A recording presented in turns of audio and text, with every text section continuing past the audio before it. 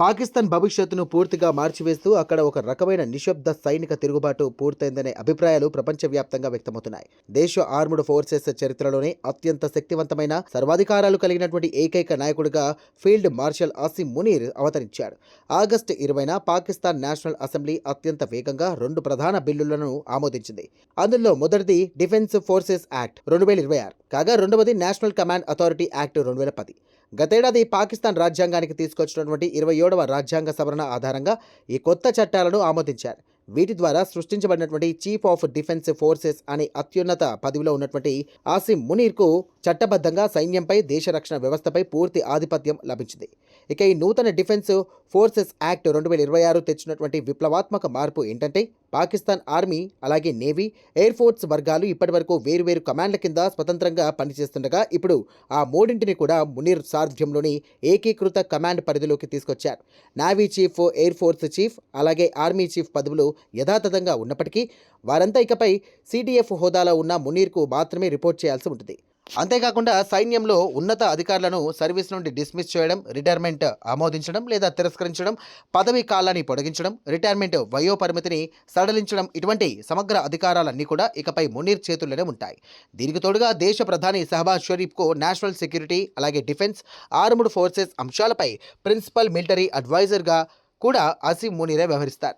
దీనివల్ల పాకిస్తాన్ అంతర్గత భద్రత, విదేశాంగ విధానాలు, వ్యూహాత్మక నిర్ణయాల్లో మిలిటరీ ఆధిపత్యం రాజ్యాంగబద్ధంగా ఖరారైపోయింది. కేవలం త్రివిధ దళాలకే పరిమితం కాకుండా పాకిస్తాన్ అత్యంత సున్నితమైనటువంటి అణురక్షణ వ్యవస్థను కూడా మునీర్ తన కంట్రోల్లోకి తెచ్చుకున్నారు. నేషనల్ కమాండ్ అథారిటీ యాక్ట్ సవరణల ప్రకారం commander of the national strategic command అనే 4 స్టార్ హోదాలో గల సరికొత్త పోస్టును క్రియేట్ చేశారు. దేశపు అణ్వాయుధాలను, స్ట్రాటజిక్ దళాలను కూడా పర్యవేక్షించే ఈ పదవిలో ఎవరిని నియమించాలనేది ప్రధాని నిర్ణయించినప్పటికీ ఆ సిఫార్సు మాత్రం సిడిఎఫ్ అయిన ఆసిమ్ మునీర్ ముందే వెళ్ళాలి. ఇక ఈ నూతన చట్ట ప్రకారం జనరల్ సయ్యద్ ఆసిమ్ రాజాను మొదటి సిఎన్ఎస్సిగా నియమించారు. దీని ద్వారా పాకిస్తాన్ న్యూక్లియర్ బటన్పై కూడా ఆసిమ్ మునీర్ పరోక్షంగా నియంత్రణ సాధించారు.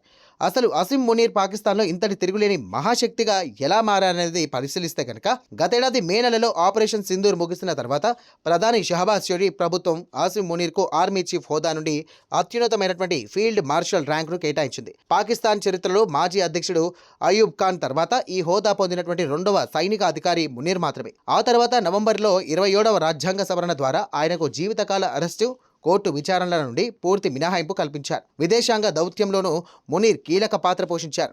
అగ్రరాజ్యం అమెరికా అధ్యక్షుడు డొనాల్డ్ ట్రంప్తో పాటుగా వైట్ హౌస్లో వరుస సమావేశాలు జరిపి ఆయన నుండి ఫేవరెట్ ఫీల్డ్ మార్షల్ అని ప్రశంసలు అందుకున్నారు. అలాగే ఇరాన్ సంక్షోభం సమయంలో టెహ్రాన్ వెళ్లేసి ఇస్లామాబాద్ శాంతి చర్చల వేదికగా రాయభారం నడిపారు. ఇవన్నీ ఒకెత్తైతే మిలిటరీ పరిధి దాటి పౌర పాలన వ్యవహారాల్లో కూడా మునీర్ తన పట్టును వేగంగా పెంచుకుంటున్నారు. ఇటీవల పాకిస్తాన్లో సంభవించినటువంటి తీవ్ర వర్షాలు, వరదల సమయంలో జాతీయ విపత్తు, ఇక నిర్వహణ సంస్థ కేంద్రానికి స్వయంగా వెళ్లేసి వర్షాపాత ముందస్తు చర్యలను పర్యవేక్షించారు. అంతేకాకుండా దేశ జనాభా నియంత్రణ చర్యలపై ప్రధాని షహబాజ్ షరీఫ్ నిర్వహించినటువంటి ఉన్నత స్థాయి సమీక్షా సమావేశంలో కూడా మునీర్ పాల్గొనడం తీవ్ర చర్చనీయాంశమైంది. దేశంలోని ప్రతి రంగాన్ని తన గుప్పట్లోకి తెచ్చుకుంటూ ప్రజాస్వామ్య వ్యవస్థలను బలహీనపరుస్తూ ఆసిమ్ మునీర్ చేస్తున్నటువంటి ఈ ప్రయత్నాలు పాకిస్తాన్ పౌరుల్లో తీవ్ర ఆందోళన కలిగిస్తున్నాయి. రాబో దశాబ్ద కాలం పాటు ఇస్లామాబాద్లో ఆసిమ్ మునీర్ తిరుగులేని డీఫాక్టో పాలకుడిగా రాజ్యం ఏలడానికి ఈ కొత్త చట్టాలు పూర్తి మార్గం సుగమం చేశాయంటూ అంతర్జాతీయ రాజకీయ విశ్లేషకులు స్పష్టం చేస్తున్నారు.